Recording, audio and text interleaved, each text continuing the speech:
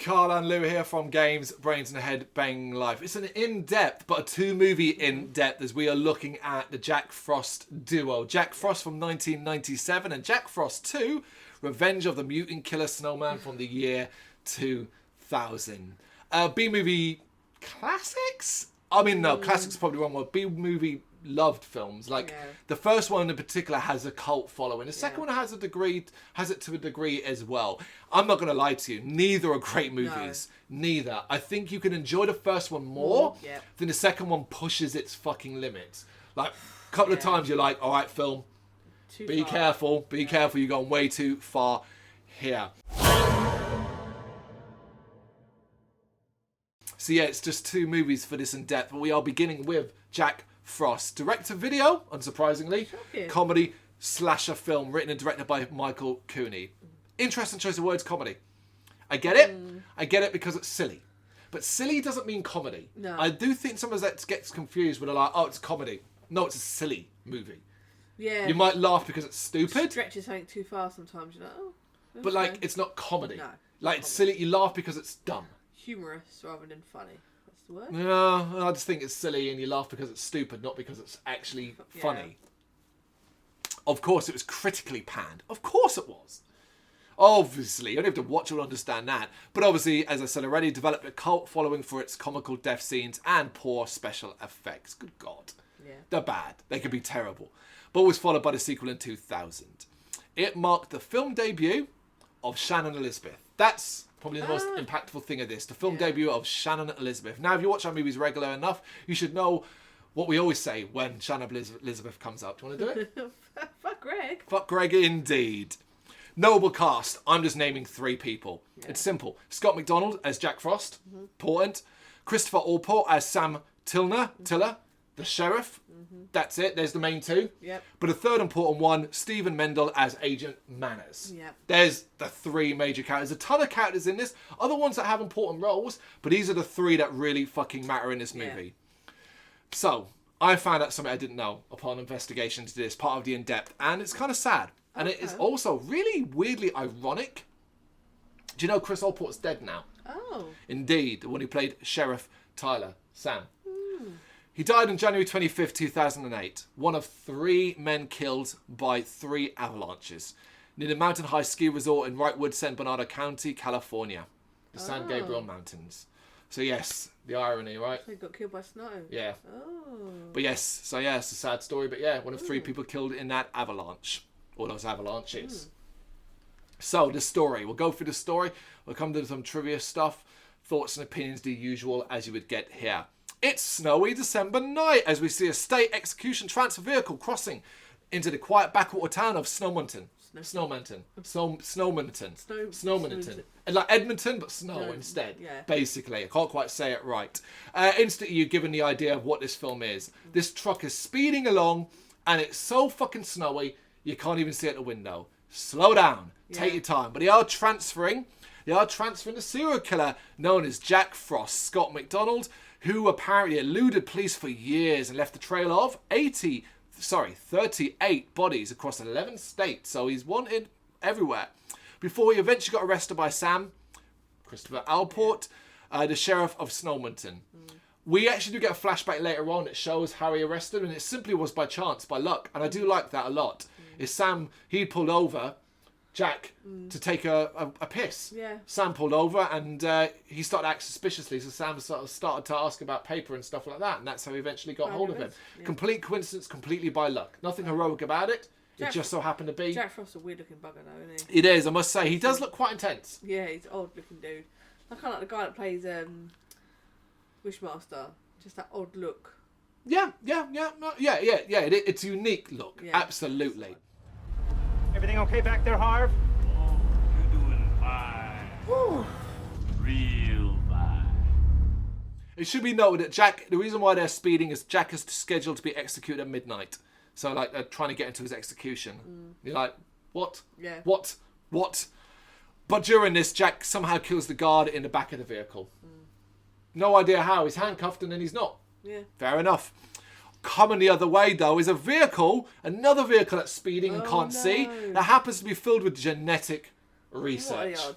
What are the odds? What are the odds? The two end up hitting each other and crashing. And Jack crawls out of the van, seemingly having escaped. But the chemicals inside that genetic research truck end up exploding and spilling all over Jack as he kind of melts into it. It's a good scene.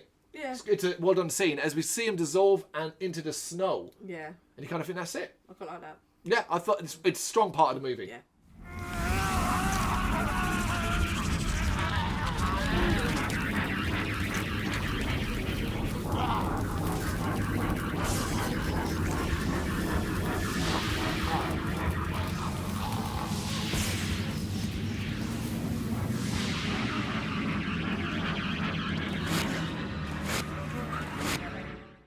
Is that it? Of course it's not. We'll tell you now, he fuses with the snow. He's going to become a snowman.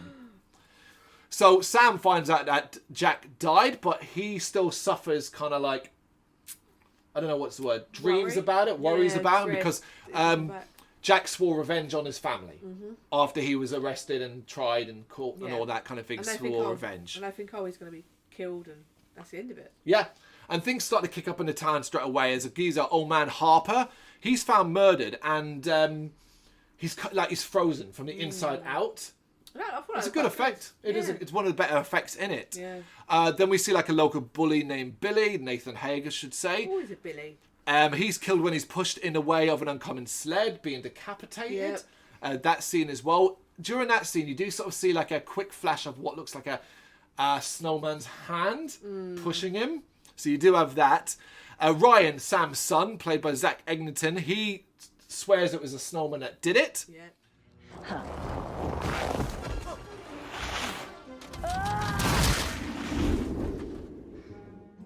But Billy's parents, of course, Jake and Sally, are very angry that this happened and accuse their son of like lying and things like that. They basically think he did it. Yeah. But obviously with no proof, so they're really not happy. Later at home, she's trying to have a normal Christmas. It's a really weird scene where she's just like, oh, let's just still have a nice Christmas. Someone's killed her hours before. Fuck Christmas. Where you come from that? No, absolutely. Weird. But they're both killed by this same snowman. They do well to hide Jack in all his glory quite early on. There's a reason why that's quite important as well, because it is a suit, and it's obviously a suit. God. It really, really is. Yeah. FBI agent Manners, Stephen Mandel, and Agent Stone arrive in Snowmanton and convince Sam to put the town on a 24-hour curfew, sending the officers out to gather the townspeople. Obviously, Sam wants to know what's going on, but they keep doing this whole thing. It's a need to know, restricted access, all that kind of bollocks, you know. Deputy Chris Pullman, Brian Leckeney, is killed when he runs into Jack Frost out on the road. It's the first proper good view of Jack as he's standing in the road holding a stop sign. Yep. And that's kind of when you see it, it's very, very silly. Do you like the expression they give the snowman? So he does look angry and intense and innocent other times. But it is a bad effect. There's no getting around it. 97 on the budget as well.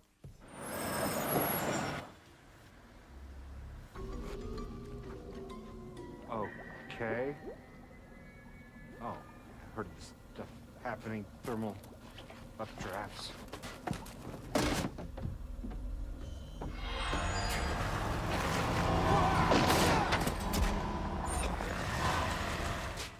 No, yeah, absolutely. Low budget. Yeah, of course.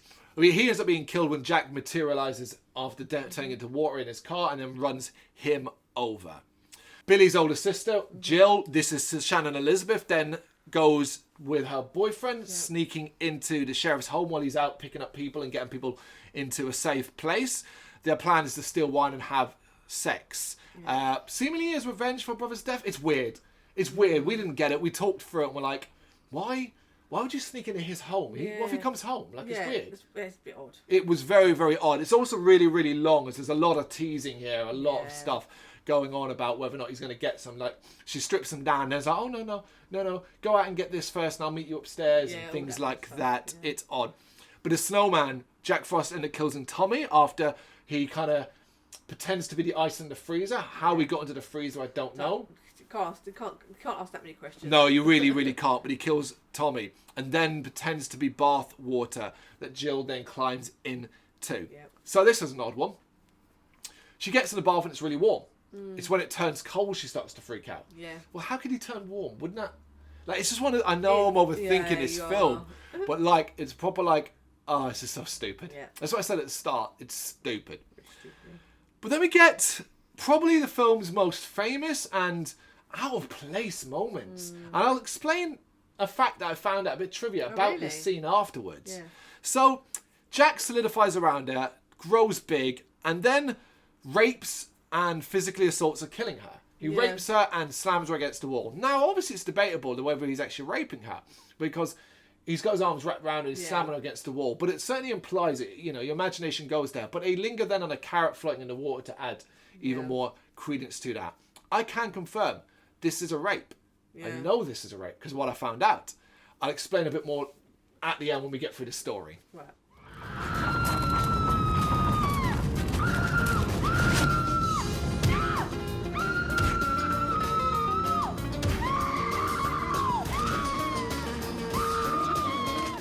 Jack ends up driving a police cruiser after that to confront Sam, and they finally face off. Agent Stone then reveals himself. He's a representative of the genetic research company that created the chemicals, and he then reveals that the Snowman is Jack Frost. He fused. It was all this sort of weird thing that doesn't really exist. Basically, they found out the human soul exists as a chemical, and that the acid in that truck was going to be used to contain DNA in case of end of the world stuff that we would be able to carry on. That was their plan. Okay. Fine, no worries. So It's a killer snowman. I'll accept exactly, that. it's a story, isn't it? Absolutely. They then have to defeat Jack.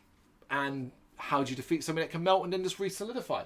How do you do it? So they first try to destroy Jack by blowing him up inside the police station, releasing aerosol cans, and then firing a bullet at him to blow it up, thinking that extreme heat will do that job. Don't know why they think that. No. This scene goes on forever.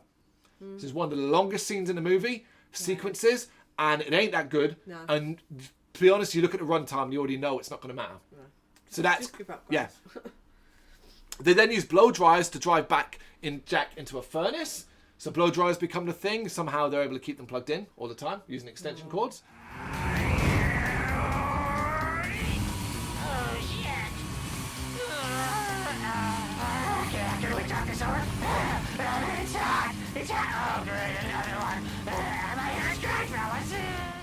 And they kind of beat him back into a furnace, which is so hot that he apparently evaporates. Again, look at the runtime.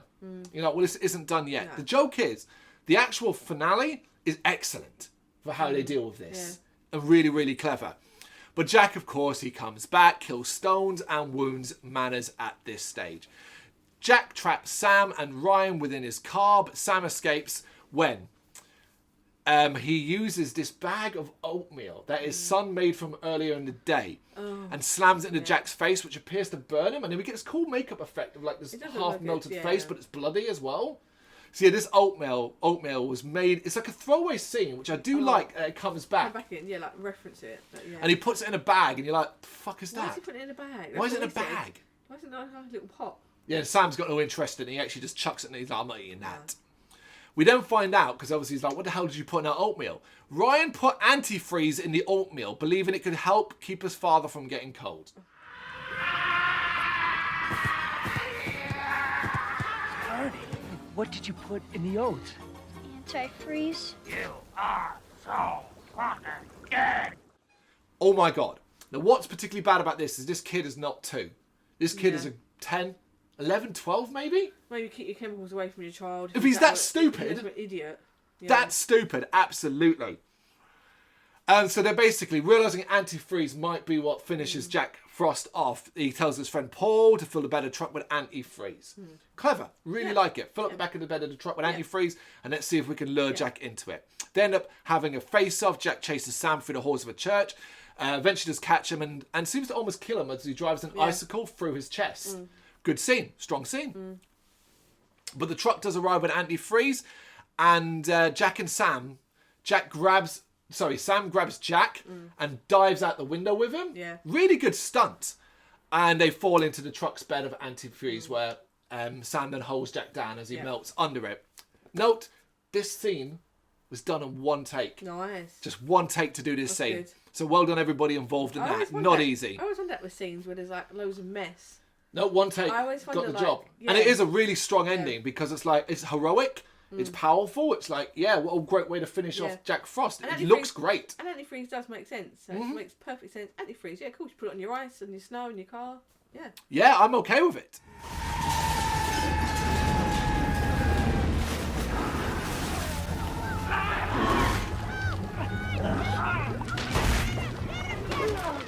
So Jack Frost melts into the antifreeze. We do get a scene like where like his arm came off and then attacks them separately, but then they throw it in the antifreeze. And the antifreeze is poured into containers and buried deep under the ground of Snowman because obviously he's inside that. We even hear him in the final scene inside. Sam's wife Anne realises that the state police are on the way and Paul asks someone they're going to tell him when they just said, look, it's too late. It's over and done. However, at the very end of the movie, we do see the container, as I said, under the ground, bubbling, suggesting that Jack is still alive.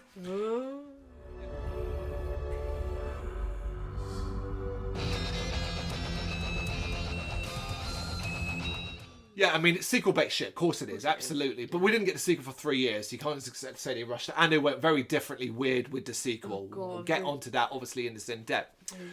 So look, this is classic B-movie horror for me. It really is. It nails every aspect of things I enjoy. It's why I'm a fan of this movie. I think its silliness is more than enjoyable because it's an Unchained Your Brain movie. You don't have to think too hard watching this. I think they don't lie about what it is either. Yep. Like from the start, Jack Frost, you see on the front cover, exactly know what it is. So then there's no kind of like, oh, I thought it was some deep, meaningful, paranormal. No, it's about a fucking haunted snowman. Where the film falls down is when it stops doing that and becomes like a thriller. Yeah. And I use example of when like Shannon Elizabeth and the other guy are in the house. Yeah. That feels like slasher fodder. Yeah. Where they're being hunted and we're waiting for it to happen. That does not work in this movie. It's a fucking giant snowman. There's no sneaking around in this. No. I like the element of having him melt and to be able to solidify and stuff like that because it adds a new level of threat and where can he come from? Yeah. But it ends up raising more questions and answers where you're like, well, how does that work? And why can he do this? And why can that happen here? And why can he melt by the inferno, evaporate, and then come back? And it's very stupid. Yeah, very, very stupid. But everybody plays it pretty well. Like, bear in mind, as an actor, this is the script you've got. This is what you're in. And I think everybody tries their damnedest. Yeah, there's got to be some sort of sense of normalcy to how you play it. Yep. Which is, again, completely different in the second film where everybody knows it's stupid and then decides to play it as stupidly as possible. Yeah, there's a real difference. There is a real difference. I think this is a highly enjoyable movie. If you've never seen it, make sure you check it out. Don't get it confused with the 1995 Michael Keaton movie. Well, he dies and then he comes Never seen it. I've never seen it. Michael Keaton dies and comes back as a snowman so he can be there for his boy. Mm-hmm. So it's a bit more heartwarming than this. This is can be heartwarming, right? Heartwarming scene. Actually, maybe not. No. Yeah, there isn't actually. I was trying to think if there's a particularly nice scene. But, like, let's look at Sam. Sheriff Sam. He is the main guy. Yeah. I think he's likeable enough because he generally seems like every man ever, if that makes sense. Yeah, a small town sheriff, American dad, you know, and I think that's more than fine. There's nothing particularly stand-up memorable about him, but I think it works really, really nicely for this movie. It is a small town. It's got a very small amount of people in it. Nothing ever really happens. No. I love the fact that they made it so that he got lucky catching Jack Frost originally. Yeah. He's not great at his job. He's not a big time cop, he's not FBI. Yeah, like that kind of thing where, or anything like that. That works really, really nicely towards dealing into his character. However, he's the only one. That's the problem. Agent Manners is a major character in it, but he's just annoying. Yeah. He's annoying. Yeah. And he's the one that's played for laughs kind of thing. Yeah. But it doesn't often work. The rest, they're fine, but there's nobody else beyond that. And to be honest, most people are going to watch this and end up liking Jack Frost the most. Yeah. Because he's a fucking killer snowman. Yeah, he's the main guy. Absolutely. We have got some trivia items, select trivia items that I think quite interesting about this movie. So obviously Shannon Elizabeth's first acting role in a movie, but also her first nude scene as well, which she would do. She filmed this before she got breast implants too, which then were revealed in American Pie. Factoids. New boobs in American Pie. The writer-director Michael Cooney did the voice of the man who tells the story of Jack Frost over the opening credits. So yeah, save some money there. The movie was shot in the winter, but during a drought year, when there was no snow on the ground. According to actor Scott McDonald, the temperatures went as high as 70 degrees. What's that in centigrade? I don't know, 15, 20 maybe? I'm not sure, but it's high. It's warm, yeah. Yeah. Foam and cotton swabs then had to be used as substitutes for snows. Oh. Yeah. Looked alright. To be fair, the Yeah. snow looked alright. I'll give him Yeah. that. According to director Michael Cooney, the movie was actually filmed in 1993 and 1994. But due to issues with financing, he says it was not complete until 1996. However, it's been claimed elsewhere that the movie was actually filmed in 1996. Huh. So there's some weird dispute going on there. Right. I told you I had an interesting fact about this.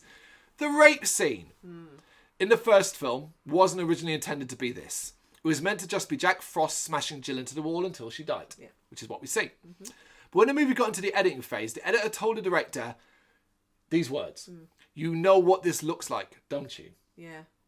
Due to the shot of the carrot floating to the surface of the water early in the scene, as well as Jack's carrot nose not being on his face during that's the what it scene. is. Yeah. Yes. So, Looks like Christmas came a little early this year. Well, hope it was good for you, honey. so rather than reshooting it, the director just went, okay, we'll do this. And added a few quick shots of Jack Frost making bad sex puns after Jill's death for continuity. So it was never meant to be a rape. They filmed it in a way that made it look like a rape, and then went, okay, it's a rape. We just go with it. Yeah. And like I said, it feels so out of place. It really, really does. Yeah, it really... I would be happy for that not to be a rape. Yeah. It almost makes go, oh, you didn't need to do that. It's That could do like a carrot boner joke when he sees Shannon and Elizabeth. But then it's still what they were saying is the thing they filmed where he's slamming her against the wall and the fact she's naked. They're saying that they said that wasn't a rape. It was exactly what it was supposed to look like. When the editor looked at it and went, oh, it does kind of look like a rape. Yeah.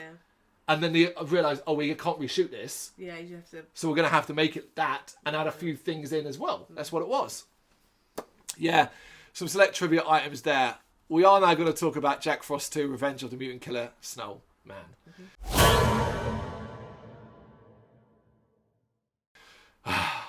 Direct-to-video comedy, slasher film, of course. Yeah. Written and directed by Michael Cooney. Again. Taking place 1 year after the events of its predecessor, but made 3 years later. Or later, depending upon who you buy into. Apparently, it's attracted a cult following over the years, but I don't buy into that. No. Not this one. No. The first one, yeah, not this one. I think people just write that and say that. Just to look like... Just because it's like... It's so cult, no. This is one of those movies that people will tell you is so bad it's good. They're wrong. The first one, yes. Yeah. The second one, it's just bad. It's a hard watch. It's a hard watch. It is a hard watch because it's so fucking stupid that it's slapstick almost all the way through. But the worst thing of all, it's cringe-inducing. Yeah. The first one wasn't cringy.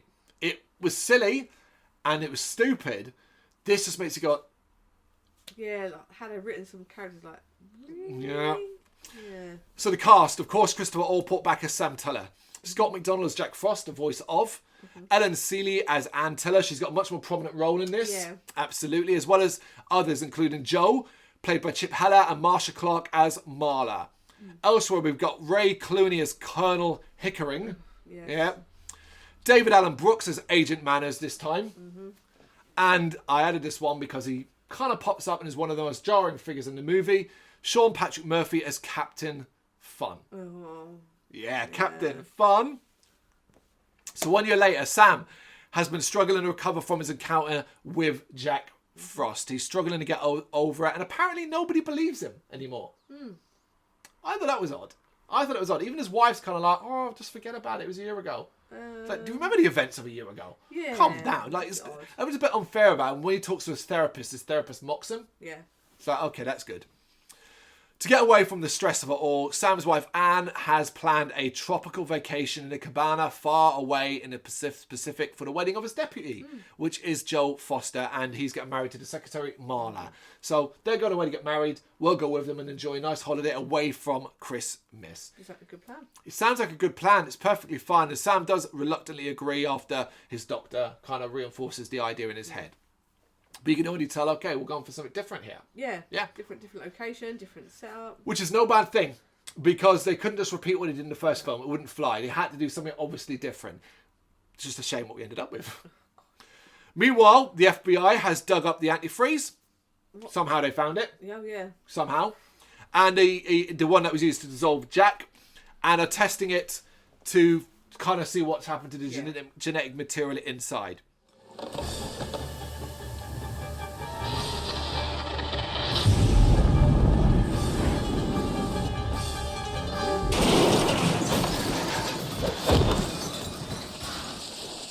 A janitor, late after the scientists have gone home, goes into that room, listening to headphones, knocking stuff about. It's kind of thing where a janitor wouldn't even be allowed in, of course. There's all these test tubes about.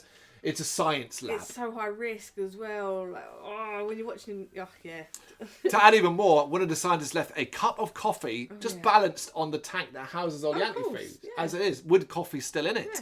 Because the janitor knocks into it and the coffee falls into the tank of antifreeze, which wakes Jack up, causes him to reform and break free. It's nonsense. Yeah. But the best you can go... There's nonsense and then sometimes it's too far. I don't know. Do you think that's right? Well, here's the thing. We didn't even know what it was. We were the puzzle, like, what was it? And I said maybe it was eggnog in a Christmassy kind of way. Yeah. It's coffee, as I found out after the fact. Wakes you up. Coffee. Oh, see, I thought eggnog would be more Christmassy. Nope, it's coffee because coffee gives you boost. Energy. Okay. That's what it is. Right. Which is weird because wasn't Jack already awake? We heard him talking. Yeah. I don't know. It's a dumb, very dumb movie. But he also now apparently shares a psychic liquid Sam because their blood mixed when they fell into the antifreeze. Oh, yeah. That is one of the only things that makes sense. Yeah. Because he'd been stabbed with the icicle. Yeah. And they're like, oh, okay, yeah, all right. I could buy that. Yep. Holy shit, you've done something. One of how many people it took to do a screenplay. Yeah, well done, you people. So he ends up following Sam to the island, Pacific Island. I want to call it the Bahamas because it's filmed and music like it is, but it's not in the Bahamas. There, Sam, Anna, Marla and Joe have arrived to be greeted by the eccentric Colonel Pickering, Ray Cooney's character. So this character, he's been transported from colonial England in India. Yeah. The outfit, the way he speaks, he references it. Yeah, and it's weird, like... It's fucking weird. You know what he reminds me of? Like, he reminds me of the character from Jumanji. Oh, the dad. The one who's, like, hunting Robin Williams and that. It's that. Except this guy's an idiot. It's like a caricature. Same with the other guy. Absolutely, yeah, caricatures. Because we've got Captain Fun as well, Bobby as well. Lots of people who are just caricatures of basics, really. Yeah. Jack ends up washing ashore and then goes back killing people. Kills 3 women, Ashley, Paisley and Rose in comedic scenes. He can transform into everything. He transforms into an anvil. Yeah. And crushes one that way.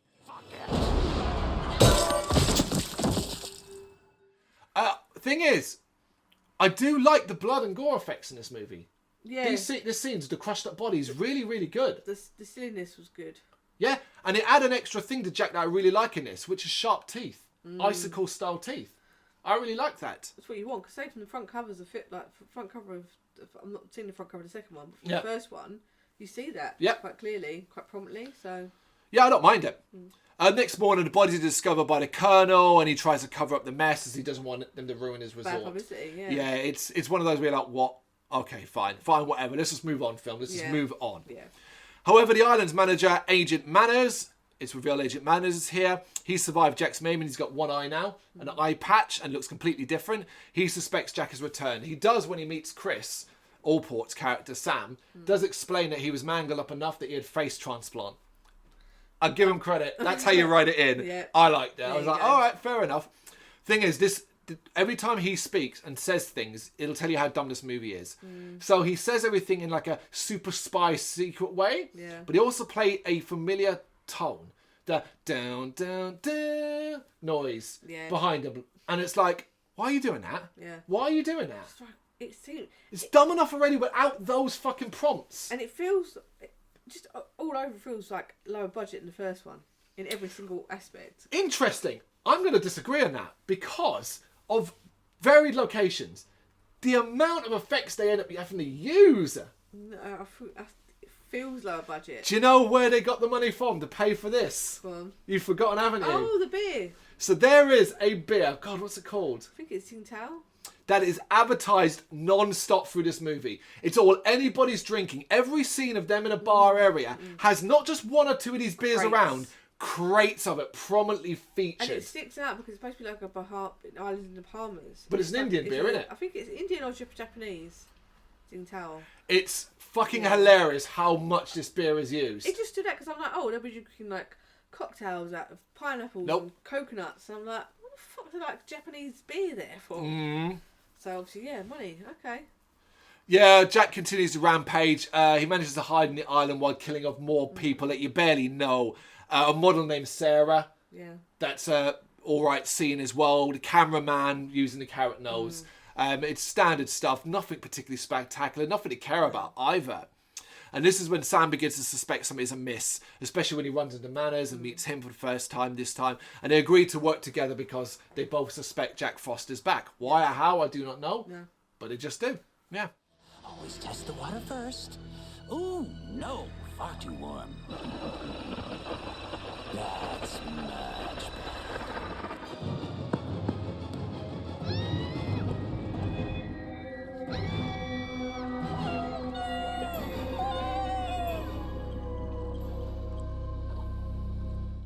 They set up a trap to capture Jack Frost, but end up capturing a snowman in disguise. It's the Colonel, who's dressed like a snowman because it is Christmas time.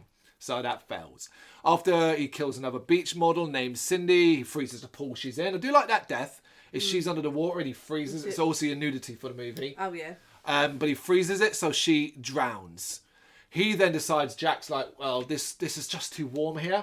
So he basically creates a blizzard somehow. Freezes the entire land, causing it to snow and kill a lifeguard as well. Yeah. I really like it when it becomes a winter wonderland. It's a massive improvement. It's what I want. Yeah, because it does really take you out of it because as stupid as you've got to kind of get on, you've got to have some hook on to this nonsense, the insanity. And having a hot island really doesn't do that. No. It's about a snowman. We've got to go back towards a snowy environment. But everybody really excited about it. The party guests play around with snowballs. Everyone's having a lot of fun. Yeah. Sam obviously is not happy about this at all. I mean, it shouldn't happen. But everyone's, just chill out. Just enjoy yourself. He does. He does. But this is where Jack reveals himself and goes on a bit of a murder spree. Could have been better, but it's nice to see a lot of people just off quite quickly. Yeah. I enjoy that aspect of things. Sam and Marlon, Manners and Joel lock themselves in their room using antifreeze to keep Jack at bay. Yeah. So the plan is, we know antifreeze killed him before, let's use antifreeze again. That's when Sam and Manners decide to find help, but end up finding a room which has got the Colonel in it, Captain Fun and Bobby, who have been hiding in there as well. So we've still got quite a few characters alive. Yeah. Looking for antifreeze, Bobby suggests to use the coolant for the generator, as that will work. It's the same material after all, and it's like, this is all fine. This is making sense. Yeah, stop making sense. And they lure Jack into a trap, which basically Jack falls into another pool of cooling. Doesn't work though this time, as Jack has apparently become more resilient to the antifreeze due to his time in the lab. Sure. Why not? Thing is, I don't mind this either because that was your ending of your last movie. We're now with your sequel, so that can't work. We've now got to go somewhere else. Yeah, fine.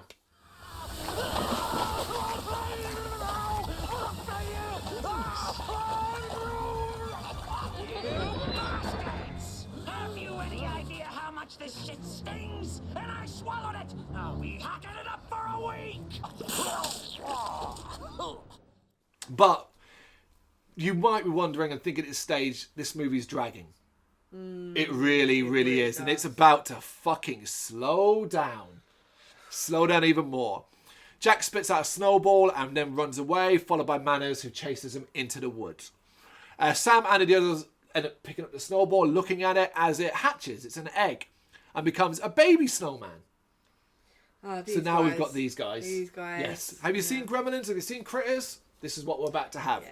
Cute, funny, cute. And perfect for a sequel. But we've had so much dumb shit already. Yeah. This is just one extra too many dumb things. A bit more nonsense. But the baby snowman kills Captain Fun. They try to see if they can kill this baby snowman. They put it in a blender and try lots of different ways to kill it. And each time it just comes back. Reforms because it's just snow. The noise they make is probably my problem. I quite like it. Fair enough. Cute. It is a sort of thing you'd want to own. If this had earned more money, it'd probably be out there. Yeah. Meanwhile, Manners has followed Jack to a shed And inside that shed, he discovers that there's lots and lots of snowballs. Yeah. Now, it's a parody moment because you almost expect him to do the whole clever girl kind of thing from Jurassic Park as he turns on the light and see he's surrounded by all of them.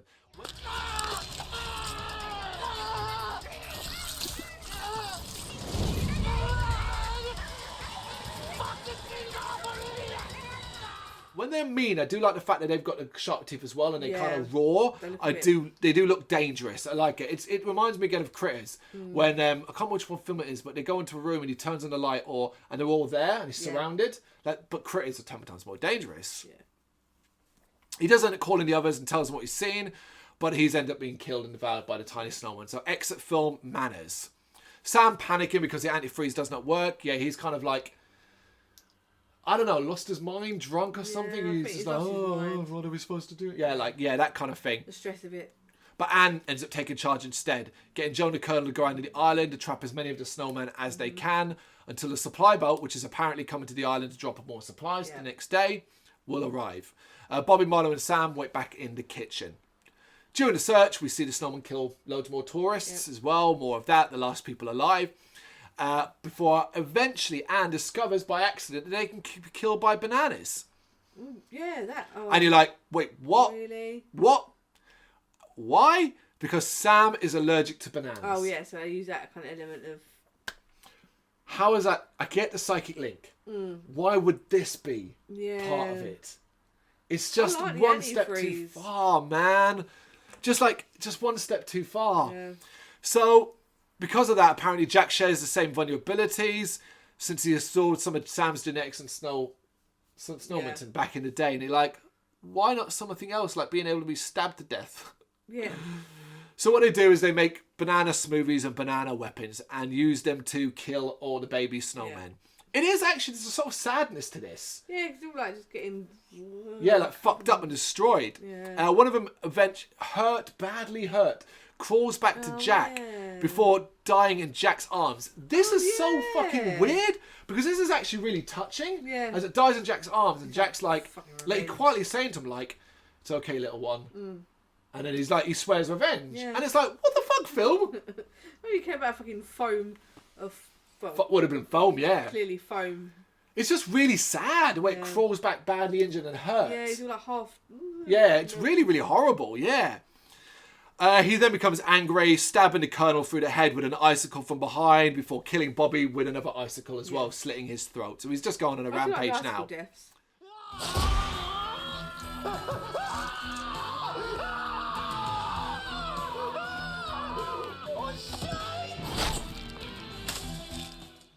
Yeah, I mean, a lot of the deaths in this is a much higher body count. Yeah. And because of that, you get a lot more quicker, uninteresting deaths. Yeah. But it's still mostly decent, you know.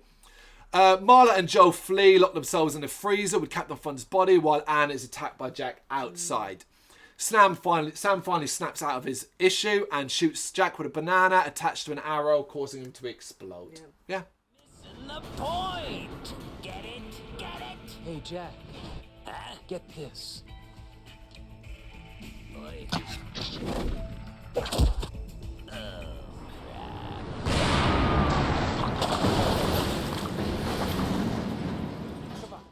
And that seems to be it. Anne and Sam embrace, walk towards the ocean, preparing to leave the island with the other survivors. Simple enough.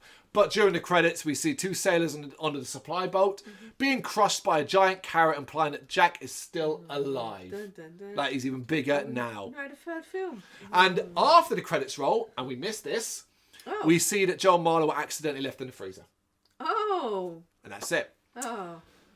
Okay. Look, we said it throughout it. It's part of the reason why when we do these in-depth, we talk less about specific points of the story and more a general view of it and stuff. Is because all throughout we've said it time and time again, this is dumb as fuck. Yeah. And it's too dumb to be that enjoyable. Yeah, and for the length of it. If it was a short, you might have some more fun with it. It didn't even need to be a short. It needed to be 60, 70 minutes. That's it. It's just too much fucking going on here. Too much to really enjoy. There's far too much happening all the time. Too many times we're like, oh, why haven't we moved on from this? Because we're still doing this. Too many conveniences, too many dumb scenes, too much attempts to play for comedy. We said at the start about the actors who were clearly knew this was dumb beyond belief, and they all play it as such. Yeah. And like I said, like, the scenes that drag on too long, there's a scene where they're trying to find containers. Like they say, oh, if you contain the snowballs, we can kind of contain them. So we see them trying to find containers. And I'm like, do we need to see them do that? Really didn't. No, we did not. Whereas we can recommend the first film, I can't recommend this. You don't need to see it either. It's other than Jack being back and having the same characters, there's nothing about this that's important to a story. No. And the fact we end on sequel bait again was just like, oh my goodness me. It's like no one's funding that. Not all the weird Japanese beer in the world can fund it. Yeah. But, which brings me to the first bit of trivia. But, here we go then. In December 2016, so 16 years after, writer and director Michael Cooney revealed there were plans for a third film in the series, which would have featured a giant Jack Frost known as Jackzilla. Could maybe get on board with this, right? The film would have picked up a decade following the end of the second film, with a giant Jack Frost letting loose in a city causing destruction and mayhem. Cooney expressed interest in making a third instalment due to the advancements in special effects, and would be happy if someone would be willing to help him make it, as it holds a special place in his heart. So he's just looking for someone to help him. Yeah. Money, basically. It needs financing. Yeah. You got 10 quid? Yeah, 10 of them. A tenner to throw their way? Some change. Thing is, the joke is, if I'm 99% sure if this was put up as a Kickstarter, GoFundMe, oh yeah, people it would work. Yeah. I'd be tempted to throw a bit in just to get this made and do call it a trilogy and end it. Yeah, and that would be kind of interesting. I like the idea of that. Yeah, I think that'd be quite entertaining. Two other small factoids, because there's not much about this. It rained the entire 4 weeks of shooting a movie, Oh my god. resulting in a tropical island with an amazing lack of sun, Oh wow. which is quite funny. And would you like to know why it's called The Revenge of the Mutant Killer Snowman? Oh, go on. Because you think, well, that's just obviously a dumb name. It's a dumb movie. No, it was used because they didn't want people thinking it was a sequel to the family film Jack Frost that starred Michael Keaton. Because obviously they had the confusion with the first one. Which I made a mistake. I thought Jack Frost, Michael Keaton was 1995 before Jack Frost the Killer. Oh. Jack Frost, Michael Keaton's 1998. Oh. So technically that ripped off our Jack Frost. Yeah. 2 years before, a year before, a year later. See, the War Heartwarming one probably wished that the horror one had like a clear horror tagline. So like Jack Frost, Mutant Killer Snowman. So basically, they added this. They added the subtitles so they could clearly get away. Because if you call it Jack Frost 2, I think that would have been. Oh my god! Yeah. Well, you'd hope most people would look at it before they press play, and then. And the front cover of Jack Frost is like the Michael Keaton one. He's got dimples and he's very friendly looking. But maybe he's had a rough time in hell. Maybe. And he's come back angry and stuff like that. Look, this is a shorter in depth because it is just 2 movies. Hopefully, you never know, a third movie in the future. This is not my first viewing. This wasn't my first viewing. I've seen Jack Frost the original a handful of times now. This is the second time I've seen Jack Frost 2. It will probably be the last time I see Jack Frost 2. Yeah. I only watched it the second time because you went to see it and for the in-depth. I never wanted to watch it again. Both reviews written are up on the website. They were done very, very early on. I think the first review was written in like 2015 or 16 and the sequel shortly afterwards. So it's not like I haven't had my time and done my time with this. I just think my recommendation is simply see the first one and train your brain. Don't read too much into it. Don't bother doing any of that. Don't try and analyse it. And enjoy it. If you do choose to watch the second one, just be prepared to be incredibly disappointed. It's not so bad it's good. It's just bad. Yeah. Anything to add? No, it was just...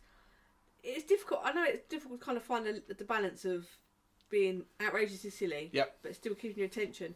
And I think overlong scenes, just some of the characters just too bizarre to me to get on board with. You know what? I'm going to make a comparison. You know what it reminds me of? Scary Movie 1 and 2. So Scary Movie 1 was a smart parody. Yeah. Scary Movie 2 did really stupid things and like really over-the-top parodies that were no longer winks, but full-on like fucking getting your dick out and waving at the camera. from the Charlie's Angels to the flying through the air to the Matrix stuff to the basketball scene in the second one. For some reason, you know what I mean? Yeah. All over the top. It was less a smart Wink parody, which Scary Movie 1 was. Yeah. Scary Movie 2 is similar to all those other ones, like Epic Movie and all that, where the parodies are so on the nose, they're not funny anymore. Yeah, you can literally smack around the face with it, right? Yeah, like, exactly that. That's know what Jack this? Frost 2 is. Yeah. Jack Frost 2 is, you like these silly parts in the first movie. Here it is again. Bang, bang, bang, over the top to the point of unenjoyability. Yeah. Yeah. You got any thoughts on that? You know what to do. Drop them in the comments. Thank you very much for watching. You can check us out on gbhbl.com as well as on Facebook, Instagram, Twitter and Tumblr. Go to Patreon to help us out over there. That's patreon.com/gbhbl, as well as Big Cartel, where you can find some of our merchandise. We have a podcast running on SoundCloud and Apple Podcasts. And of course, if you like this video, do us a favour, hit the subscribe button and help the channel grow. Games, horror and heavy metal. What else is life for?